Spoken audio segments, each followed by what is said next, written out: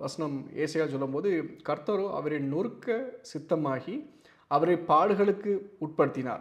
அவருடைய ஆத்துமா தன்னை குற்ற நிவாரண பலியாக ஒப்புக்கொடுக்கும்போது, அவர் தமது சந்ததியைக் கண்டு நீடித்த நாளாயிருப்பார். கர்த்தருக்கு சித்தமானது அவர் கையினால் வாய்க்கும் சொல்லப்பட்டிருக்கு.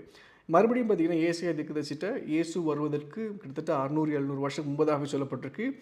மெஸ்ஸையா என்பவர் பார்த்தீங்கன்னா, மனுஷனுடைய பாவத்துக்காக மரிப்பார். மெஸ்ஸையா என்பவர் பார்த்தீங்கன்னா, மனுஷனுடைய அக்கிரமத்தை சுமப்பார். தேவனுடைய சித்தத்தை அவர் அழிக்கப்படுறதுனால, அவர் நொறுக்கப்படுறதுனால, அவர் அவர் வந்து நிலை நிறுத்துவார்ன்னு சொல்லப்பட்டிருக்கு.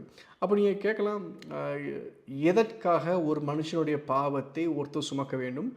எதற்காக இந்த இடத்துல பலி மாரி கான்செப்ட் வருதுன்னு பார்த்தீங்கன்னா, பைபிளோடைய மார்க்கம் வந்து பலி குடுக்குற மார்க்கம் ஆக்சுவலா. நல்லா புரிஞ்சுக்கணும்.